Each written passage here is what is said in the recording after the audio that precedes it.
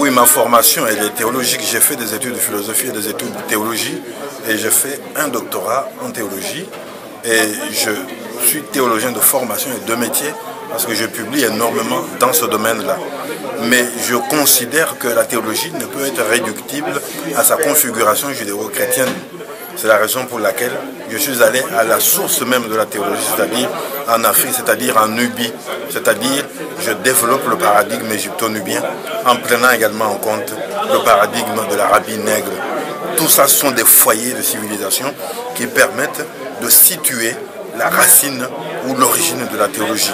Je publie dans ce domaine-là et je travaille énormément là-dessus. Mais j'ai découvert un autre champ d'investigation qui est celui de l'interculturalité. D'ailleurs, je suis depuis un certain temps doyen de la faculté d'études interculturelles à l'université protestante d'études interculturelles de Bruxelles. En plus, la question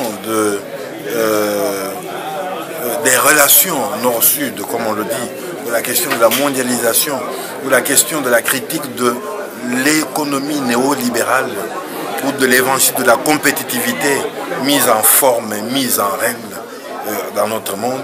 Je réfléchis également là-dessus.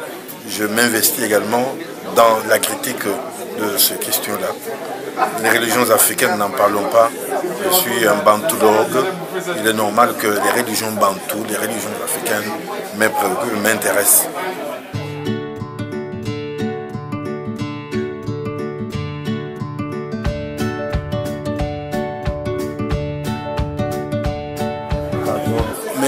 Le développement de chaque peuple dépend également de sa diaspora.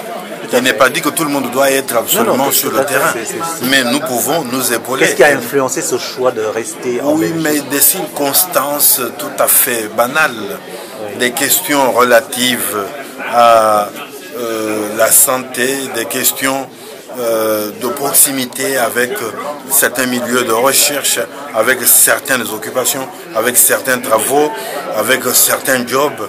J'ai travaillé comme pendant 13 ans dans un organisme d'église qui met en relief les concepts de rencontre, de solidarité et de dialogue. Donc tout cela m'a poussé finalement à m'installer ici.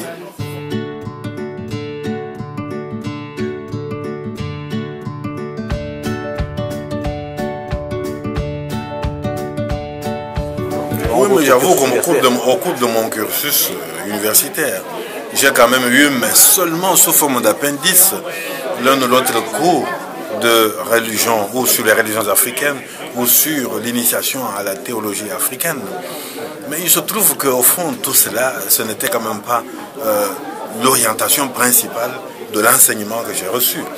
Alors, il faut tout considérer que l'expérience personnelle, celle de mon histoire, de ma rencontre avec ma culture, elle s'origine dans ma famille, elle s'origine dans mon village. Donc j'ai eu un peu plus de contact avec les racines culturelles de mon village quand j'étais encore à l'école primaire. Ça m'a forgé d'une certaine manière. Mais il y a surtout certaines personnes qui ont pu se trouver sur mon itinéraire historique et qui m'ont sensibilisé à l'importance, à la portée de la science, ou plutôt de l'Afrique, dans la compréhension de tout ce qui existe. Et je pourrais parler des gens comme le professeur Bimoigny, dont j'évoquais le nom au cours de ma conférence, mais également Cheikh Anta Diop, auquel je me suis converti à un moment donné. Eh bien, ça m'a transformé, ça m'a bouleversé. Et je me suis dit, la source de notre libération se trouve là-bas, où règne, où se conçoivent les réflexions sur les traditions de nos peuples.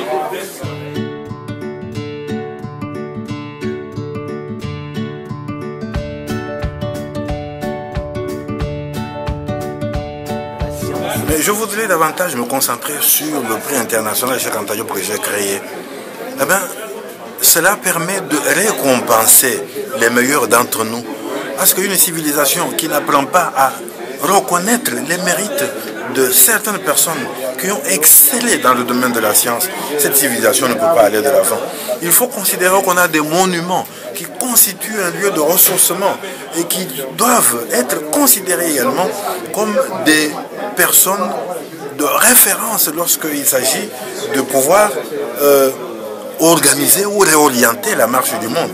Donc il faut les récompenser et en les récompensant, eh bien, l'attention de tout le monde peut porter sur ces personnes-là et on peut recourir à elles pour orienter ou réorienter la marche de notre société. C'est important. Alors, ça, c'est une raison, c'est une explication importante. Mais une autre explication, c'est que en organisant un tel prix, en créant un tel prix, j'ai également envie de pouvoir susciter une émulation féconde au sein de la communauté. Que en voyant tout ce qui se passe, les jeunes surtout puissent savoir que ça vaut la peine de faire des études, d'exceller dans le domaine des études et de mériter de telles récompenses. Et ça, en le faisant, on contribue à la promotion de la société. Parce qu'on peut découvrir des choses qui peuvent effectivement faire avancer une communauté humaine et la communauté africaine, pour le cas qui nous concerne. Donc, c'est important. Mais une autre explication que j'ai donnée, c'est que la promotion du prix international Cheikh Anta Diop permet aussi de montrer au monde que l'Afrique a des valeurs positives, que l'Afrique n'est pas uniquement ce qu'on raconte à la télévision, ce qu'on raconte à la radio, mais l'Afrique, elle a des valeurs positives, des hommes et des femmes qui, dans l'abnégation et dans la douleur, développent une éthique de la recherche et développent le sens de la créativité et finalement tout cela qui peut faire avancer une société. C'est important.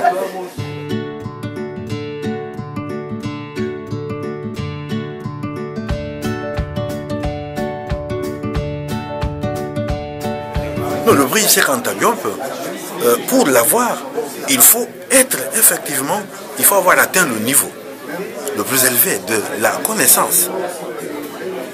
Avoir terminé tout un cursus universitaire et être arrivé au niveau au sommet de la spécialisation. C'est pour cela que nous attachons de l'importance aux études. Ça, c'est une chose, oui. Mais une autre chose, c'est qu'il faut avoir un esprit créatif, pas un répétiteur. Un esprit créatif, être un chercheur, être un créateur. Donc, ce sont des conditions qu'il faut réunir pour mériter un tel prix. Voilà.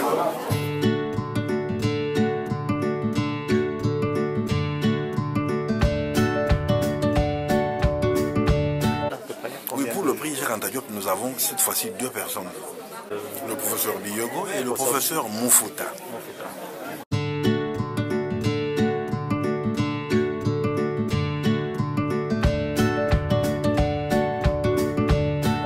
Également. Oui, ça c'est au niveau du prix international Imhotep que le professeur Biyogo a créé dans le cadre du salon du livre panafricain. D'accord, ça n'a rien à voir avec le prix Cheikh Anta Diop. Le prix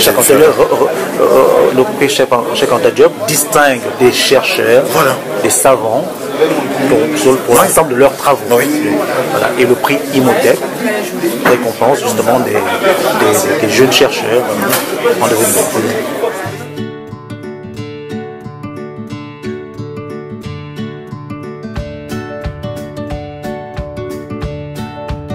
La prochaine rencontre pour le prochain prix, c'est en 2015. Et cette fois-là, nous aurons affaire à ceux qui ont fait ou à ceux qui ont excellé dans le domaine des sciences de la nature. D'accord. Nos inventeurs.